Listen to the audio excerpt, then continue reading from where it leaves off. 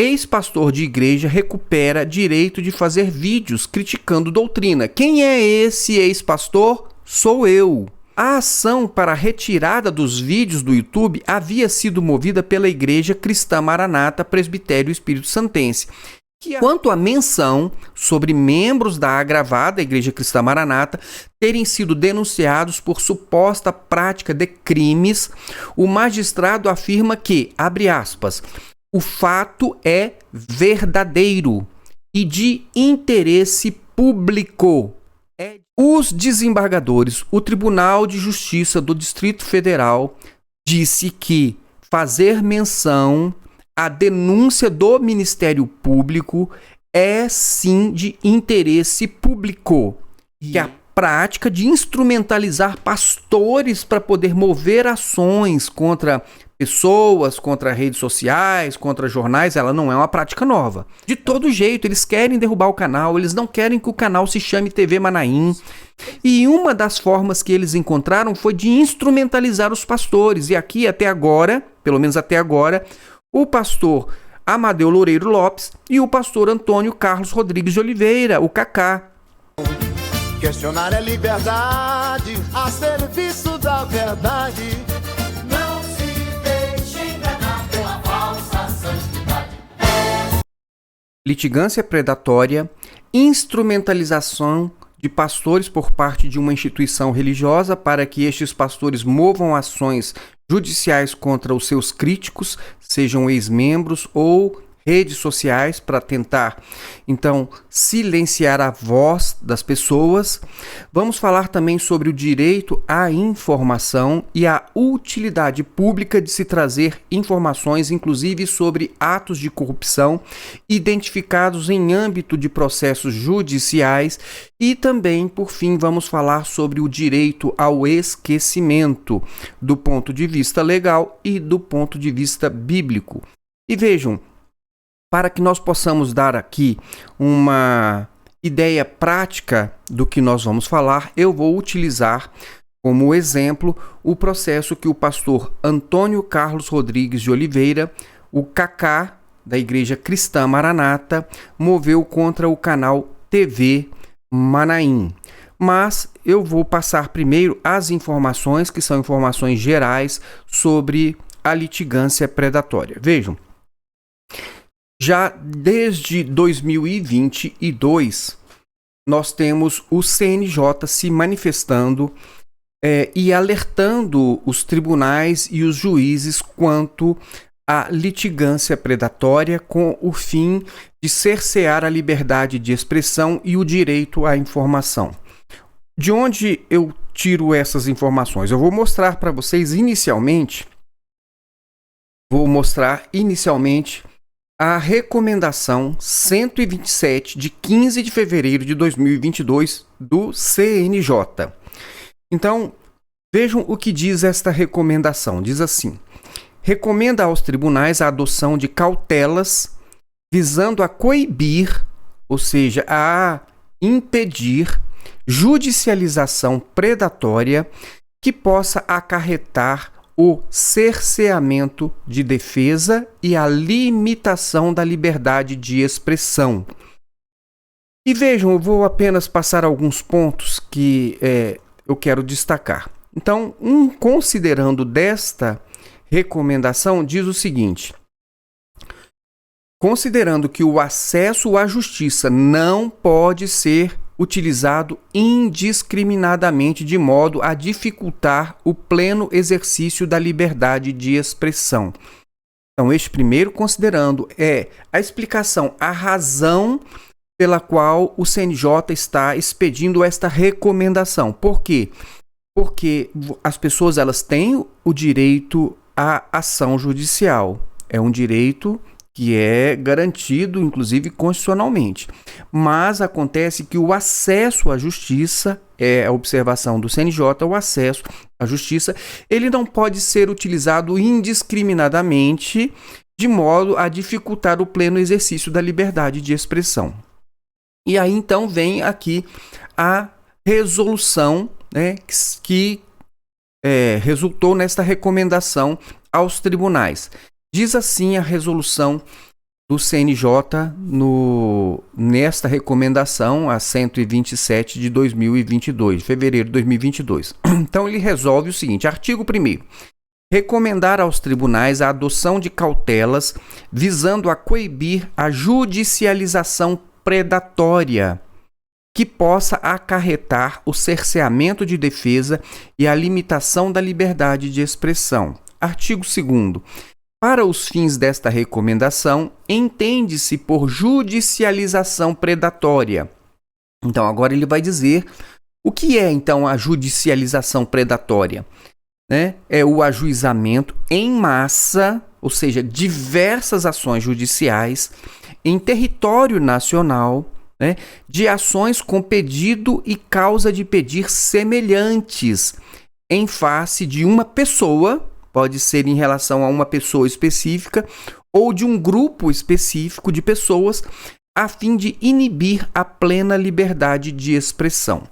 Então, o CNJ percebeu que isso estava acontecendo, que ações judiciais estavam sendo movidas não com o propósito de se alcançar a justiça em um determinado caso, mas elas tinham um propósito oculto. Então eram diversas ações judiciais em relação a uma mesma pessoa no território nacional, era uma quantidade massiva de ações judiciais para que aquela pessoa silenciasse. Aqui eu creio que a referência deveria ser ao jornalismo. Então você tem um jornalista que está trazendo alguma informação e ele começa a ser bombardeado com ações judiciais para ver, então, se sufoca o jornalista e ele desiste de dar as informações. Por quê? Porque ele está sendo prejudicado, financeiramente e talvez até de outras formas pela quantidade de ações que está recebendo. Mas pode ser uma pessoa ou pode ser um grupo de pessoas também que está sofrendo essa quantidade de ações para que eles desistam de dar a informação. Então, isso foi em 2022. Mas vejam, em 2024, o CNJ voltou com uma nova recomendação e agora com mais detalhes. Esta recomendação é a 159, de 23 de outubro de 2024. E diz aqui: recomenda medidas para identificação, tratamento e prevenção da litigância abusiva. E vejam, eu vou citar apenas alguns considerandos. Temos um considerando aqui, olha só, que é a razão pela qual eles criaram esta recomendação. O CNJ, o Conselho Nacional de Justiça, diz assim, seguinte: considerando que no julgamento da ação direta de inconstitucionalidade 3.995, o Supremo Tribunal Federal registrou a preocupação com o equilíbrio na movimentação da máquina judiciária, de modo a não inviabilizar a prestação jurisdicional com qualidade. E, no julgamento das ADIs 6.792 e 7.005, reconheceu a prática de assédio judicial contra jornalistas, autorizando a reunião de todas as ações no foro do domicílio da parte demandada. Então, é um fato específico que aconteceu no STF. O STF identificou que diversas ações estavam sendo movidas contra um jornalista e essas ações elas eram distribuídas pelo território nacional. Para quê? Para dificultar a defesa do jornalista, para sufocá-lo financeiramente, para que ele não tivesse condições de pagar tantos advogados e também de ficar respondendo a ações judiciais em locais diferentes do domicílio dele. Então o STF autorizou que todas as ações elas fossem concentradas em apenas no domicílio da parte demandada, daquele que estava sendo processado. E diz mais: considerando a resolução CNJ número 349 de 2020, ou seja, uma outra resolução, que criou o Centro de Inteligência do Poder Judiciário. Então, ele está dizendo o seguinte: olha, em 2020, o CNJ criou um centro de inteligência, e esse centro de inteligência ele tinha exatamente o propósito de ficar identificando práticas abusivas utilizando-se a máquina judiciária. Então, foi criado esse centro de inteligência. Outro considerando aqui: considerando os estudos desenvolvidos na nota técnica número 1 de 2022 do Centro de Inteligência da Justiça de Minas Gerais. Então, nesse centro de inteligência, o centro, que era ali especificamente de Minas Gerais, ele soltou uma nota técnica a número 1 de 2022, a primeira nota técnica de Minas Gerais, desse centro de inteligência. E eles estimaram que no ano de 2020, os prejuízos econômicos decorrentes do exercício abusivo do direito de acesso ao Poder Judiciário em mais de 10,7 bilhões de reais. O custo de um processo para o Poder Judiciário é altíssimo. E aí o Poder Judiciário estava sendo usado para que pessoas ficassem apenas perseguindo outras pessoas e com o propósito de cercear a liberdade de expressão. E isso estava causando um prejuízo bilionário aos cofres aqui dos tribunais. Então vejam que eles identificaram aqui 10,7 bilhões de reais, né? Apenas em relação a 2 assuntos processuais.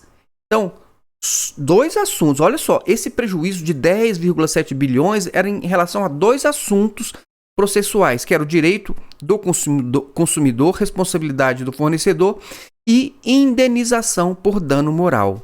Então, estas eram as espécies que estavam dando muito prejuízo.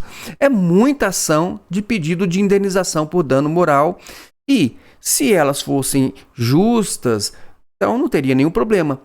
O problema foi que eles identificaram que essas ações elas tinham outros propósitos que estavam ocultos.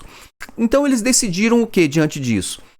Artigo 1º, recomendar aos juízes e às juízas e também aos tribunais que adotem medidas para identificar, tratar e, sobretudo, prevenir a litigância abusiva. Então, agora ele vai explicar o que é a litigância abusiva, entendida como o desvio ou manifesto excesso dos limites impostos pela finalidade social, jurídica, política e ou econômica do direito de acesso ao Poder Judiciário, inclusive no polo passivo, comprometendo a capacidade de prestação jurisdicional e o acesso à justiça. Ou seja, o Poder Judiciário fica tão sobrecarregado com ações que não visam o propósito direto e objetivo de obtenção de justiça, que acaba deixando ou atrasando o julgamento de causas realmente necessárias e importantes de serem julgadas. Então, essas ações estão atrapalhando o Poder Judiciário, criando tumulto, dificultando aquilo que realmente era o importante. Então, vamos ver aqui, parágrafo único. Para a caracterização do gênero litigância abusiva, então como é que você vai identificar, esse gênero de litigância abusiva? Então ele diz o seguinte: devem ser consideradas como espécies as condutas ou demandas sem lastro, temerárias, artificiais, procrastinatórias, frívolas, fraudulentas, desnecessariamente fracionadas, configuradoras de assédio processual ou violadoras do dever de mitigação de prejuízos, entre outras, as quais, conforme sua extensão e impactos, podem constituir litigância predatória. Então vejam só, deixa eu tentar aqui só destacar algumas coisas. Então, por exemplo, ele diz o seguinte, que como é que eles vão identificar uma litigância que é predatória?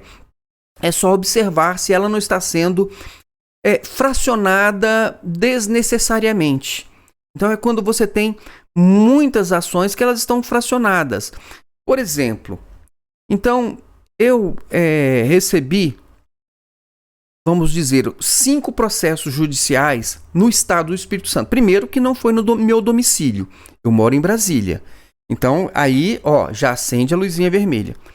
5 processos judiciais inicialmente, tá? Isso foi só para começar. Eu já tinha recebido processos aqui em Brasília e depois eu recebi mais 5 lá em Vila Velha, no Espírito Santo. Então, esses 5 processos para tratar de... O tema é sempre o mesmo. olha, qual é o problema? O problema seria dano moral à Igreja Cristã Maranata por ter tratado em vídeos de assuntos religiosos ou de práticas religiosas. Então, críticas à entidade religiosa Igreja Cristã Maranata. Por que 5 processos?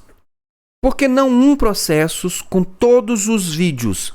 Não, aí eles fizeram o quê? 5 processos. Um processo para cada vídeo. Isso pode ser considerado um fracionamento para se criar mais ações judiciais em relação a uma mesma pessoa. Neste caso, eles, pior ainda, porque eles processaram o pastor Antônio Jorge, mas eles queriam mesmo era alcançar o Solon, porque os vídeos do pastor Antônio Jorge estavam no canal Maranata Anátema e eles entenderam, mesmo sem provar ao Poder Judiciário que a conta do canal Maranata Anátema era minha, eles então me incluíram no processo. Eles só queriam me arrastar para dentro deste processo.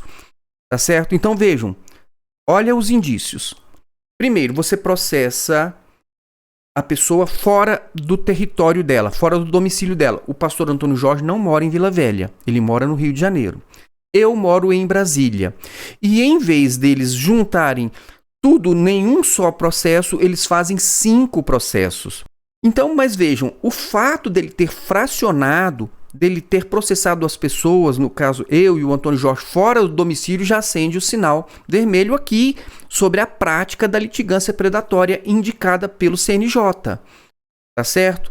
Então, todas essas questões. E outra, de me incluir num processo sem sequer provar que eu seria o dono da conta. Como é que se tem que fazer? Né? E agora eles estão fazendo isso com relação ao canal TV Manaim. Você processa então o Google, pede ao Google que informe quem é o dono da conta e processa aquela pessoa, né? Então isso seria o normal, mas eles não fizeram isso. Eles usaram uma estratégia simplesmente da aparência. Olha, ele tem vídeos lá no canal, tá certo? Usaram até o estatuto da Igreja Celeiros, enfim, eles fizeram lá uma manobra para poder me incluir no processo. Então o alvo não era diretamente nem o pastor Antônio Jorge. Por quê? Porque os vídeos que estavam no canal do Maranata Anátema também eles tinham sido publicados antes no canal do próprio pastor Antônio Jorge. Porque vejam só, eu vou fazer aqui apenas mais uma reflexão. Se o problema todo fosse porque o pastor Antônio Jorge falou que a Igreja Maranata está realizando ali o trabalho escravo, processasse o pastor Antônio Jorge e ali conseguisse então que ele retirasse o vídeo do canal dele e, por consequência, viria então uma determinação. Se o vídeo não pode estar no canal do Antônio Jorge, também não pode estar no canal Maranata Anátema. Ela encaminharia então essa sentença ao próprio YouTube, dizendo, olha, este vídeo que está neste canal do Antônio Jorge, ele também foi reproduzido no canal Maranata Anátema, e se o juiz disse que ele não pode estar no canal do Antônio Jorge, ele também não pode estar no canal Maranata Anátema. Pronto. O problema estaria resolvido, mas eles não queriam simplesmente resolver o problema daquela fala sobre o trabalho escravo. Eles queriam era perseguir o Solon. Os irmãos conseguem perceber isso? Mas vamos lá. Então, o CNJ está falando isso. Olha, você tem aqui, eu vou repetir aqui, ó. Devem ser consideradas como espécies condutas ou demandas sem laço, temerárias, artificiais, procrastinatórias, frívolas, fraudulentas, né? Desnecessariamente fracionadas, que foi o caso aqui.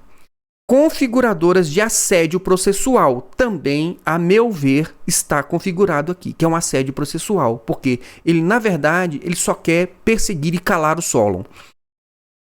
E dizem que podem constituir, então, a litigância predatória. Então, o CNJ está avisando os tribunais, olha, esse tipo de coisa pode configurar, então, a litigância predatória. Juízes, prestem atenção nisso. Tribunais, prestem atenção nisso. Artigo 3º. Ao identificar indícios de desvio de finalidade na atuação dos litigantes em casos concretos, aos magistrados poderão no exercício do poder geral de cautela e de forma fundamentada a determinar diligências a fim de evidenciar a legitimidade do acesso ao poder judiciário e tal, e aqui ele está dizendo o que pode ser feito, né? Os juízes e os tribunais podem fazer. Aí tem um anexo, essa resolução ela tem um anexo que vai deixar as coisas bem esmiuçadas. Lista exemplificativa de condutas processuais potencialmente abusivas. Então ele fez uma lista de ações aqui, né, de condutas processuais que podem ser consideradas abusivas. Eu vou destacar algumas. A quarta aqui, ó, ajuizamento de ações em comarcas distintas do domicílio da parte autora. Vejam só, eu estou sendo processado em Vitória, capital, e em Vila Velha. Joaquim está sendo processado em Vitória, também em Vila Velha, salvo engano. Fora do domicílio dele. Reginaldo Nogueira foi processado em São Paulo, foi processado em Brasília e também foi processado lá no Espírito Santo. Nós temos várias outras pessoas que foram processadas fora do domicílio. A irmã Neuzi foi processada fora do domicílio dela. O próprio Joaquim foi processado aqui em Brasília. Então percebam que aqui está configurada este alerta do CNJ, ó, ajuizamento de ações em comarcas distintas do domicílio da parte autora, ó, da parte ré ou do local do fato controvertido. Da parte ré, eu moro em Brasília. Eu deveria, irmãos, estar sendo processado aqui em Brasília. Por quê? Porque eu moro aqui em Brasília. Então, quando eles me processam em Vila Velha, eles já estão com algum propósito que não é o propósito de se promover a justiça. Quando o pastor Antônio Jorge é processado em Vila Velha, mas eles têm lá os fundamentos que eles apresentam para convencer o juiz, porque o vídeo é do YouTube, o alcance é nacional e pode ser em qualquer lugar. Tudo bem, mas o CNJ percebe essas coisas. Percebe que quando a pessoa quer realmente buscar a justiça, ele vai fazer as coisas certas. Ele não vai ficar fazendo estratagemas para poder dificultar a defesa. Ele tem certeza de que aquilo que ele pleiteia é justo? Qual a dificuldade? Onde é que o Solon mora? Em Brasília. Eu acho que isso aqui é justo. Vou lá em Brasília, vou processar ele lá e vamos então ver o que o Poder Judiciário vai responder sobre esta demanda. Não. Fica se criando todas essas questões. Mas vamos lá, o 6 aqui, ó, proposições de várias ações judiciais sobre o mesmo tema. Qual é o tema? Sempre o mesmo. Qual é o tema? Olha, ofensa da honra desta igreja imaculada. Mas aí, a questão é o seguinte, é sempre o mesmo tema. Então, várias ações sobre o mesmo tema. Por exemplo, chamou a Igreja Maranata de seita. Eu fui processado porque eu digo que a Igreja Maranata é uma seita religiosa. Joaquim foi processado porque diz que a Igreja Maranata é uma seita religiosa. Caio Modesto foi processado porque disse que a Igreja Maranata é uma seita. Veja, se nós já temos julgamentos, aqui inclusive chegou até ao STJ, dizendo que dizer que uma instituição religiosa é uma seita, isso não é nenhum tipo de ofensa. E a Igreja Maranata já sabe disso, o advogado da Igreja Maranata já sabe disso, e o STJ já decidiu isso, que não é ofensa dizer que a igreja é uma seita. Por que é que eles processaram agora Caio Modesto com este mesmo argumento, o mesmo tema?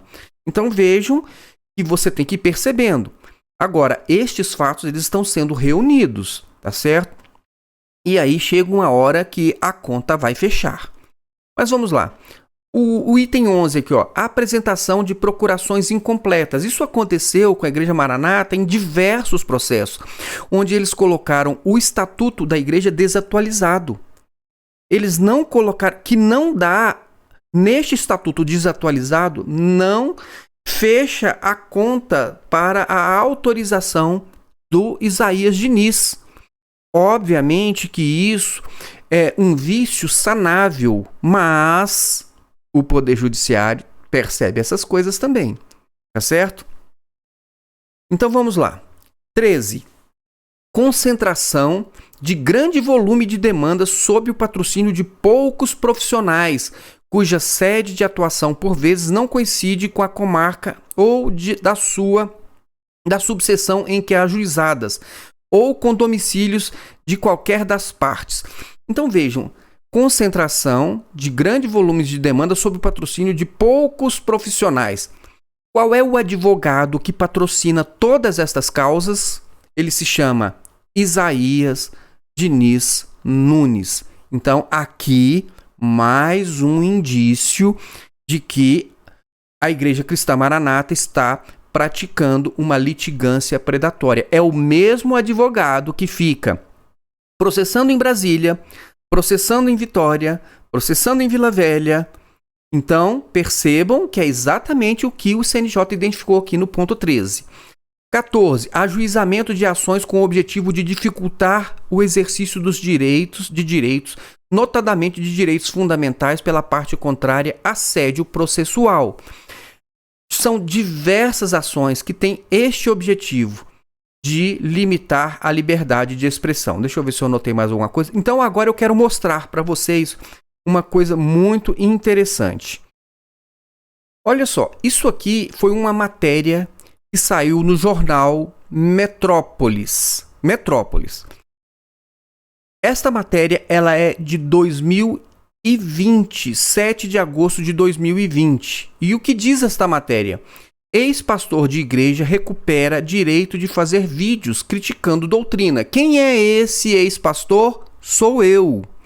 Então veja que já lá em 2020 já tinha uma matéria, inclusive no jornal, não é matéria paga, você pode procurar aqui nessa matéria, não tem nada aqui dizendo que é publicidade, branding content, nada. Foi uma matéria que foi produzida pelo Metrópolis e que eu tive conhecimento dessa matéria até por acaso, porque alguém me enviou essa matéria. Então eu não tive nenhum contato com o jornal, não dei nenhuma informação para o jornal, né? Nunca conheci este jornalista, Matheus Garzon, nunca tive contato com ele, mas foi uma matéria de jornal que foi publicada. E diz aqui, ó, ex-pastor de igreja recupera direito de fazer vídeos criticando doutrina. E diz, segundo os desembargadores do Tribunal de Justiça do Distrito Federal, os limites da liberdade de expressão não foram violados. Então, olha só, hein? Preste atenção, vou ler a matéria para vocês. Um ex-pastor da Igreja Cristã Maranata conseguiu na justiça o direito de desbloquear vídeos produzidos por ele e postados no YouTube, que questionam a doutrina religiosa da qual ele fazia parte. De acordo com os entendimentos dos desembargadores da primeira turma civil do Tribunal de Justiça do Distrito Federal e dos Territórios, o conteúdo está dentro dos parâmetros da liberdade de expressão. Tribunal de Justiça do Distrito Federal, já uma turma de desembargadores. Diz mais. A ação para a retirada dos vídeos do YouTube havia sido movida pela Igreja Cristã Maranata Presbitério Espírito Santense, que argumentou ser alvo de conteúdo que viola a integridade moral da instituição. O tema é sempre o mesmo, vejam. Foi pedida em caráter de urgência a remoção dos vídeos considerados ofensivos, além de pagamento de danos morais. A liminar foi concedida em primeira instância. Então vejam que no primeiro momento que a Igreja Maranata pediu, a juíza foi lá e mandou tirar todos os vídeos do canal. Mas a decisão acabou revertida após recurso.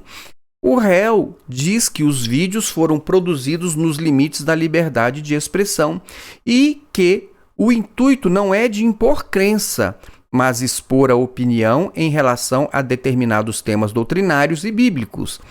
O outro ponto é que só acessa o conteúdo quem quiser. Então, é um conteúdo de internet que a pessoa acessa se quiser. Diz mais, ao analisar os argumentos, o desembargador relator entendeu que, abre aspas, da leitura das transcrições dos vídeos do canal de YouTube Maranata em questão, não se verifica à primeira vista abuso do direito à livre manifestação do pensamento, nem tampouco ofensa à inviolabilidade de crença ou à imagem de pessoa jurídica ou à instituição religiosa em si mesma. Fecha aspas. Então, o relator, que foi acompanhado por todos os demais desembargadores da sua turma, chegou a essa conclusão. E ele fez referência aqui ao Maranata em questão, que depois foi substituído pelo canal Maranata Anátema. Tá certo? Então, aqui está, né? Vamos ver o que mais que ele diz aqui, ó. Quanto à menção sobre membros da agravada terem sido denunciados por suposta prática de crimes, isso aqui é muito importante, nós vamos falar sobre isso. Então, porque a Igreja Maranata, mesmo já tendo essa decisão do Tribunal de Justiça do Distrito Federal, né, e este processo ele chegou inclusive ao STJ e foi também a Igreja Maranata, isso já transitou em julgado, a Igreja Maranata já perdeu, e mesmo sabendo disso, agora o pastor Antônio Carlos Rodrigues de Oliveira coloca isso no processo dele, dizendo que então que nós não podemos estar nos referindo a fatos de corrupção da Igreja Cristã Maranata que foram denunciados pelo Ministério Público em 2013. Então vejam que já em 2020 o tribunal já tinha falado sobre isso. Mas, e é o mesmo advogado. Então, quando eu estou falando, mas foi o pastor Antônio Carlos Rodrigues de Oliveira, não foi a Igreja Cristã Maranata. É o mesmo advogado que perdeu esta ação, que tem conhecimento disso, está usando o mesmo argumento no processo do Antônio Carlos Rodrigues de Oliveira, que, a nosso ver, é um pastor que está sendo instrumentalizado pela igreja para tentar um propósito que não é o seu propósito de proteger a sua imagem ou a sua honra, mas o propósito é de atacar um canal do YouTube. Vou comentar mais sobre isso mais para frente. Mas vejam, o que diz aqui a matéria sobre a conclusão do processo no TJDFT. Quanto à menção sobre membros da agravada Igreja Cristã Maranata terem sido denunciados por suposta prática de crimes, o magistrado afirma que, abre aspas, o fato é verdadeiro e de interesse público. É de interesse público enquanto denúncia. Nesse descortino, fazer simples referência ao acontecimento efetivamente noticiado não exorbita da liberdade de expressão. Fecha aspas. E ele conclui: assim, os desembargadores entenderam por unanimidade que não houve abuso do direito de expressão. Então vejam, eu estou fazendo questão de dar destaque à questão do interesse público. Vejam só, vou marcar aqui, tá vendo? Interesse público. Deixa eu marcar, tá certo? Interesse público. Os desembargadores, o Tribunal de Justiça do Distrito Federal disse que fazer menção à denúncia do Ministério Público é sim de interesse público. E este processo teve recurso ao STJ e, salvo engano, chegou até o STF e a Igreja Maranata já perdeu, ou seja, deveria ser um assunto superado. Não caberia hoje ao doutor Isaías Diniz, sabendo disso, trazer este mesmo argumento em um processo para tentar derrubar um vídeo de um outro canal, dizendo que não tem interesse público. E eu vou mostrar para vocês, então, o que disse o doutor Isaías Diniz. Vejam que neste processo, que foi movido pelo pastor Antônio Carlos de Oliveira, com o mesmo advogado daquele processo aqui de Brasília, é o mesmo advogado, vejam aqui, Isaías Diniz Nunes, advogado. Tá vendo aqui, ó? É o mesmo advogado. Tá certo? Dá para ver aqui?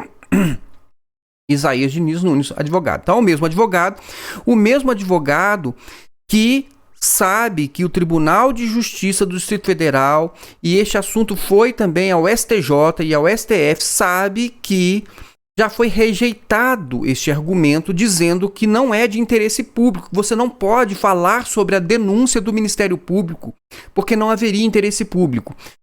Olha o que o doutor Isaías Diniz colocou como a sua causa, a sua razão de estar pleiteando neste processo do pastor Antônio Carlos de Oliveira, o Cacá. Ele diz assim, vejam aqui mais abaixo, item 10. Item 10. Diz assim, não havendo sentença penal condenatória, qualquer imputação pública de crime é atentatória à ordem constitucional e indevida. Obviamente, eu já disse isso em outro vídeo, ninguém imputou condenação. Foi apenas a leitura da peça do Ministério Público. Assim, é patente o caráter ilícito da divulgação feita, não só pela falsidade das acusações, mas também pela ausência de interesse público. Veja, então, o doutor Isaías está dizendo que aqui não há interesse público, sendo que o próprio Tribunal de Justiça do Distrito Federal já fez a sua manifestação dizendo sim, que há interesse público, e ele falou que há o interesse público especificamente em relação à menção dos fatos denunciados pelo Ministério Público. Há interesse público. Isso já está decidido pelo tribunal em Brasília e que esta questão também chegou ao STJ e também ao STF e já foi resolvida. Então, quer dizer, acredito que nós temos aqui mais uma demonstração da litigância predatória e aqui com a instrumentalização de um pastor da Igreja Cristã Maranata e nós vamos ter que buscar a reparação destes danos. Ora, essas questões já estão superadas. O próprio Poder Judiciário já falou que é de interesse público, então não justifica doutor Isaías Diniz, nem Igreja Maranata, nem pastor Antônio Carlos de Oliveira vir agora em um processo judicial para poder dizer que não há interesse público na divulgação dessas informações. Lembrando que o canal TV Manaim, ele é apenas o corte do que foi publicado pelo canal Maranata Anátema em janeiro de 2025, em que exatamente está se fazendo apenas a leitura da peça de acusação do Ministério Público, sem nenhum juízo de valor e sem nenhuma indicação de que se está fazendo referência a alguma condenação. O processo estava correndo, ocorreu a prescrição, o Poder Judiciário não conseguiu dar solução ao processo dentro do prazo que era permitido e aí então teve que arquivar o processo sem o julgamento dos fatos que foram denunciados pelo Ministério Público, ou seja, não há condenação e também não há absolvição. Houve um arquivamento por prescrição, a extinção da punibilidade. O Estado não pode mais punir, então, se não pode mais punir, nem adianta mais julgar. E o processo foi arquivado, ok? Eu vou falar então agora sobre essa instrumentalização de pastores, para poder mostrar e reforçar a questão da litigância predatória. Vou ter que contextualizar mais uma vez. A denúncia do Ministério Público foi lida por mim e o vídeo em que eu li esta denúncia foi publicado no canal Maranata Anátema em 19 de janeiro de 2025. Então tá. Primeiro, desde 19 de janeiro de 2025, esta leitura está pública. Por quem? Por mim. Então vejam só. Vamos imaginar aqui que o pastor Antônio Carlos Rodrigues de Oliveira, ele realmente tenha se sentido ofendido, não por mim, mas pelo Ministério Público, porque eu apenas li o que o Ministério Público falou. Mas vamos imaginar então que ele tenha se sentido ofendido e que, usando o direito de ação, ele quisesse uma reparação do dano que ele teria sofrido. O que ele poderia fazer se ele realmente estivesse interessado em buscar justiça? Primeiro, quem está falando no vídeo sou eu. Não sou? Sou eu, Solon. O doutor Isaías Diniz sabe quem eu sou? Sabe. Tem os meus dados? Tem. Sabe onde eu moro, sabe o meu endereço, sabe onde eu posso ser citado, tem o meu CPF, tem todos os meus dados. Então, bom, se sou eu que estou falando no vídeo, ele poderia ter me processado independentemente do canal Maranata Anátema. Vejam só, Bastava, então, o pastor Antônio Carlos ter me processado diretamente. Mas vamos imaginar que não, mas então ele vai te processar e o vídeo pode continuar no canal Maranata Anátema. Bom, o outro caminho seria fazer o que ele fez com o canal TV Manaim. Ele ingressa com um processo contra o Google em relação ao vídeo que está postado no canal Maranata Anátema, puxa ali os dados de quem é o dono do canal Maranata Anátema e então processa o Solon junto com o canal Maranata Anátema. Por quê? Porque este vídeo está no canal Maranata Anátema desde 19 de janeiro de 2025. Então, se o pastor Antônio Carlos de Oliveira ele estivesse realmente em busca de uma reparação da sua honra, ele teria que ter feito isso, já poderia ter feito isso já em janeiro deste ano. Nós estamos no final de junho, estamos entrando em julho. Ou seja, 6 meses depois, o que ele faz? Ele entra com uma ação judicial contra o canal, contra o Google, para poder tentar prejudicar o canal TV Manaim, que tem o quê? Que tem um corte do que consta no canal Maranata Anátema desde janeiro de 2025. Faz sentido para você? Por que é que, então, as perguntas, por que foi que ele não processou o Solon? Por que foi que ele não processou o Google para retirar do canal Maranata Anátema o vídeo? Por quê? Por que 6 meses depois ele vai processar, então, o canal TV Manaim, tá certo? Porque 6 meses depois, e ainda dizendo, olha, precisamos dos dados da pessoa. Ora, fui eu que fiz a leitura. Poderia ter me processado diretamente.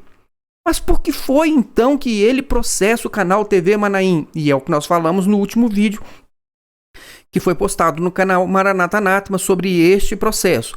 Bom, a Igreja Cristã Maranata, ela está incomodada com o nome do canal TV Manaim, porque é o mesmo nome da televisão que eles estão criando, comprando, não sei o que.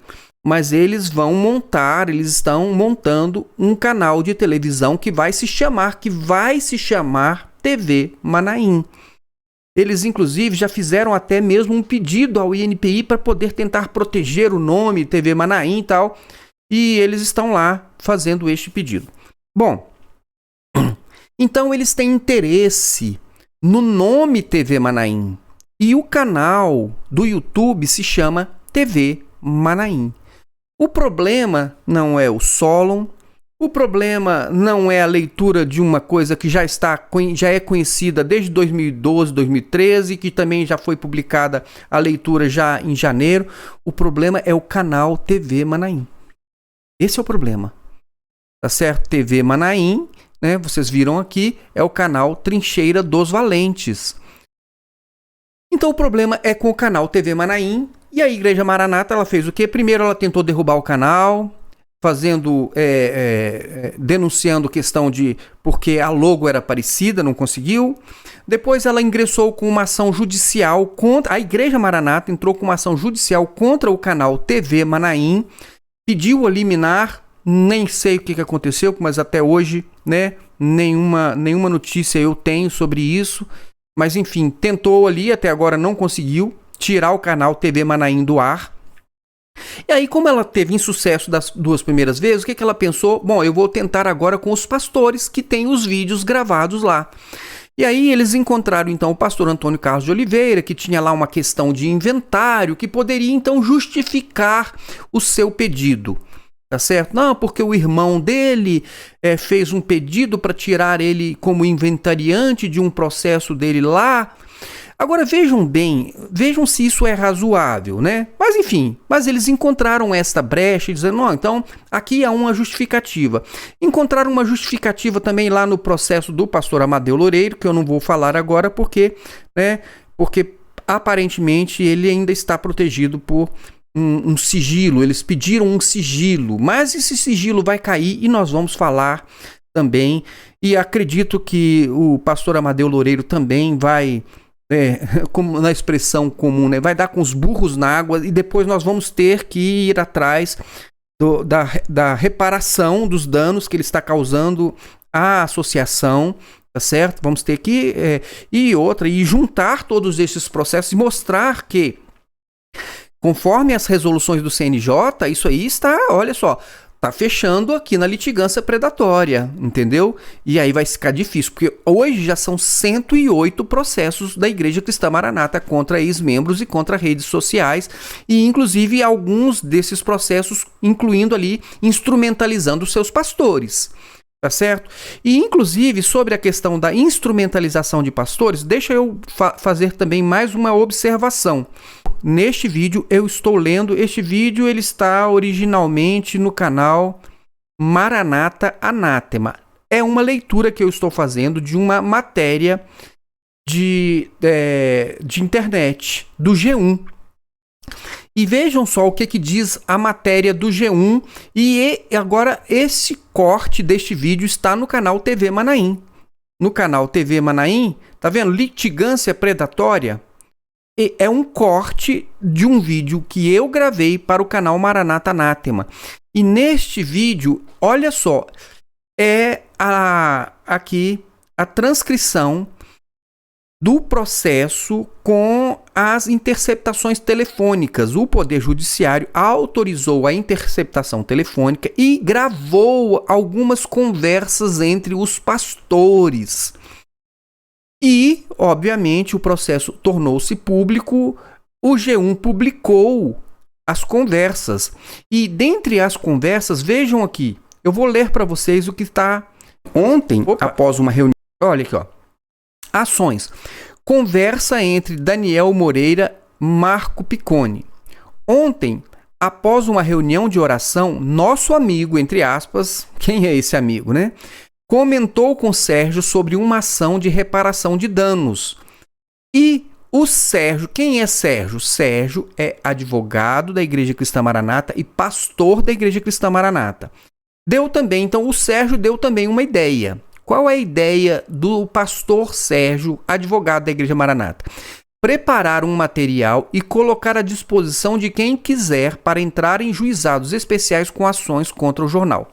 Então vejam que eles estavam aqui, a ideia do advogado era de instrumentalizar os pastores, dando a eles, olha aqui, ó, tá a peça prontinha aqui, ó, modelito.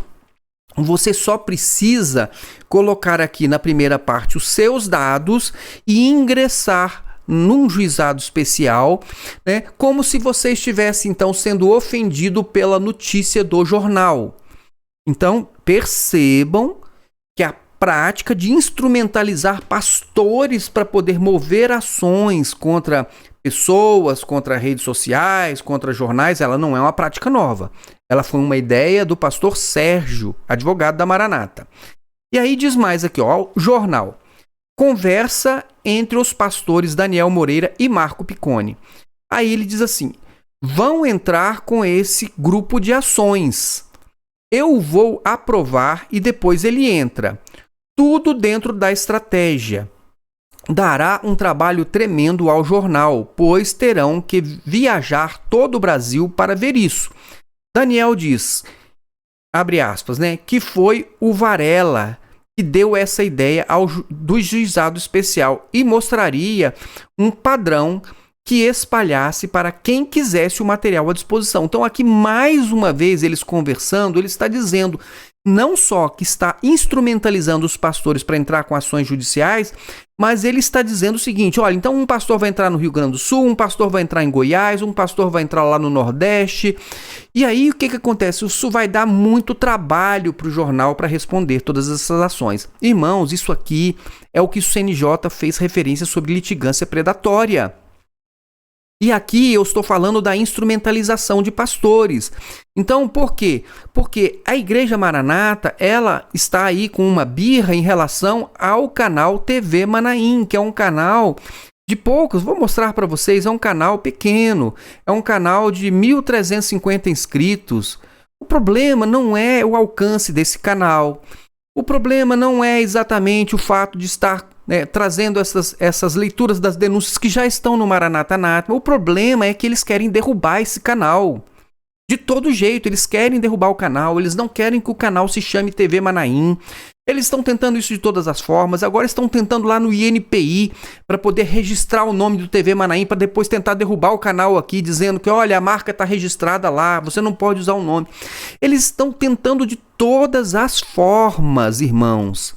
E uma das formas que eles encontraram foi de instrumentalizar os pastores. E aqui, até agora, pelo menos até agora, o pastor Amadeu Loureiro Lopes e o pastor Antônio Carlos Rodrigues de Oliveira, o Cacá. É realmente vergonhoso, no meu ponto de vista. Você pode até achar que isso é normal. Isso eu acho, assim, é lastimável, é vergonhoso. Agora, de outros pastores, eu até... tudo bem, né? A gente conhece essas pessoas, né? Sabe, né? Conhece. Agora, quando você vê, por exemplo, um pastor como Antônio Carlos Rodrigues de Oliveira fazendo isso, a gente fica realmente assim decepcionadíssimo, muito decepcionado, especialmente quando a gente percebe que essas pessoas eles estão se deixando usar pelo mal. E, irmãos, e aí depois eu fico pensando, né? A gente respeita, a gente chama de pastor, mas é muito triste você imaginar que um pastor que se diz evangélico, que se diz cristão, ele está se deixando usar pelo maligno, tá certo? E ele não está fazendo o que ele deveria fazer, que era lutar pela verdade, pela justiça, pelo direito. E outra, prejudicando pessoas, causando dano a terceiros. E vai chegar uma hora e esse negócio vai se voltar contra essas pessoas, contra a Igreja Maranata, contra esses pastores que estão se deixando instrumentalizar. Então, o que precisa é de arrependimento. E aí é a última questão que eu vou trazer aqui para vocês, sobre o direito ao esquecimento que foi alegado no processo do pastor Antônio Carlos Rodrigues de Oliveira. Não tem esse direito, não tem o direito ao esquecimento. Você tem fatos históricos, você não pode apagar os fatos históricos. Isso aqui são fatos históricos e eles podem ser referidos a qualquer momento. Se daqui a 50 anos nós quisermos falar sobre isso, nós podemos falar. Não tem. O próprio Supremo Tribunal Federal já deixou claro que não existe direito ao esquecimento.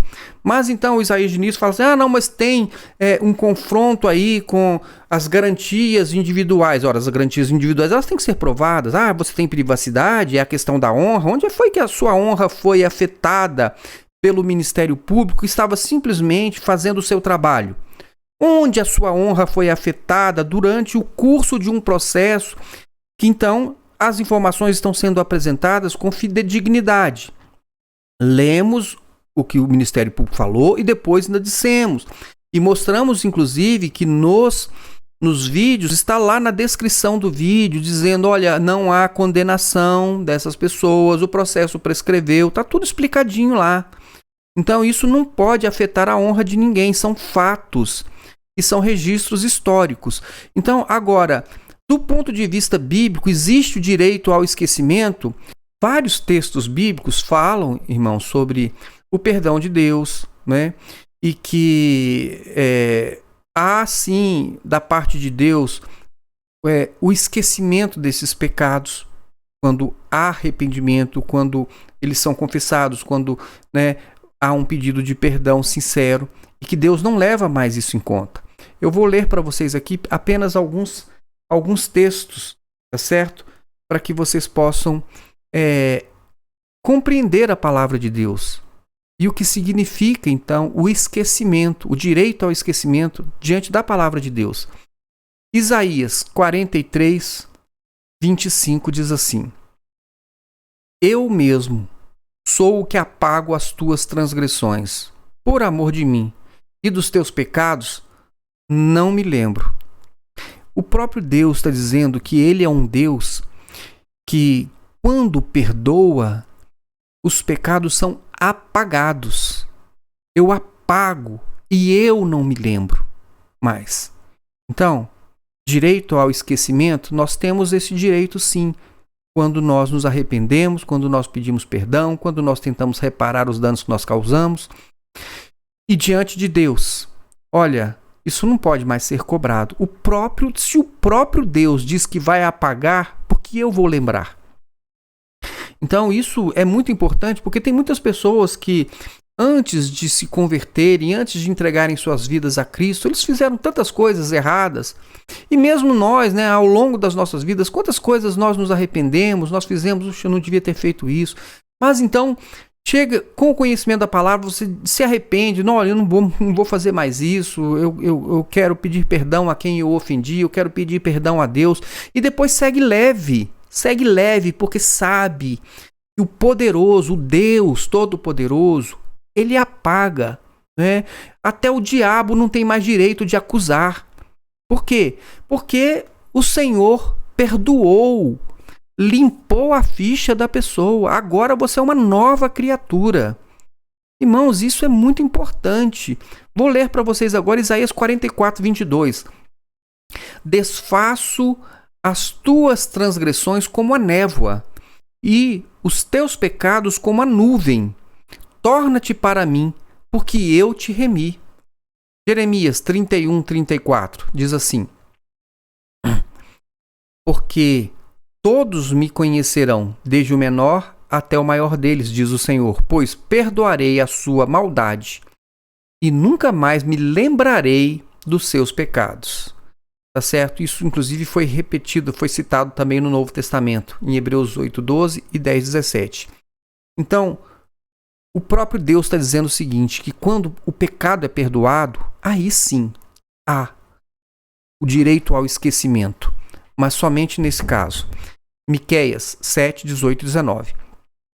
O Senhor não retém a sua ira para sempre, porque tem prazer na misericórdia. Tornará a ter compaixão de nós, pisará aos pés as nossas iniquidades e lançará todos os nossos pecados nas profundezas do mar. Lança os pecados nas profundezas do mar, desfaz como a neve, desfaz como a nuvem, não se lembra mais. Irmãos, quando o seu pecado, você se arrepende, quando você confessa, quando você pede perdão, ninguém mais pode ficar cobrando de você. Ah, mas você tinha uma vida torta, você fez isso, mas eu me arrependi, eu pedi perdão. Agora, se a pessoa não perdoa, é outra história, mas você fez a sua parte e diante de Deus, isso não vai mais ser usado contra você. Hebreus 8:12, como eu falei, é uma repetição, né, do Velho Testamento. Porque serei misericordioso para com as suas iniquidades, e dos teus pecados e das tuas prevaricações não me lembrarei mais. Hebreus 10:17. E jamais me lembrarei dos seus pecados e das suas iniquidades. 1 João 1,9. Se confessarmos os nossos pecados, ele é fiel e justo para nos perdoar os pecados e nos purificar de toda injustiça. Se confessarmos os nossos pecados. E ele então nos perdoa e nos purifica.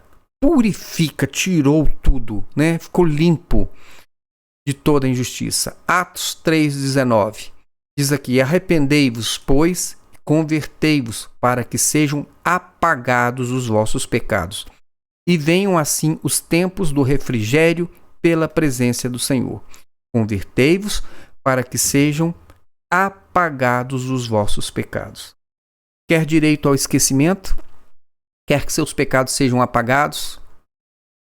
Arrependa-se, enquanto é tempo. Não sabemos se estaremos aqui amanhã. Então, isso é uma questão urgente. É uma questão que nós devemos fazer hoje mesmo. Hoje mesmo. Se nós temos consciência de que estamos andando na contramão da palavra de Deus, estamos prejudicando pessoas, estamos causando danos às pessoas, estamos ao lado da maldade, estamos ao lado da injustiça, ainda é tempo. Hoje você ainda pode se converter, você pode se arrepender se você está respirando, se você ainda tem consciência. Amanhã não sabemos, mas agora é tempo de arrependimento. Quer ser purificado, quer direito à salvação, quer direito à entrada, né, na cidade celestial, no novo céu e na nova terra que será estabelecido. Você quer ter parte desta herança? Você quer ter o seu nome escrito no livro da vida? Sem entender o perdão, e sem entender como que o perdão opera após arrependimento e confissão, eu acho bem difícil. Mas se você acha que é suficiente falar que Jesus vai voltar, falar para as pessoas sobre as características de Jesus, onde é que Jesus está na Bíblia, se você acha que isso é suficiente, é isso aí, irmãos. Que Deus abençoe a sua vida. Fique na paz do Senhor Jesus e até o nosso próximo vídeo. Tchau, tchau.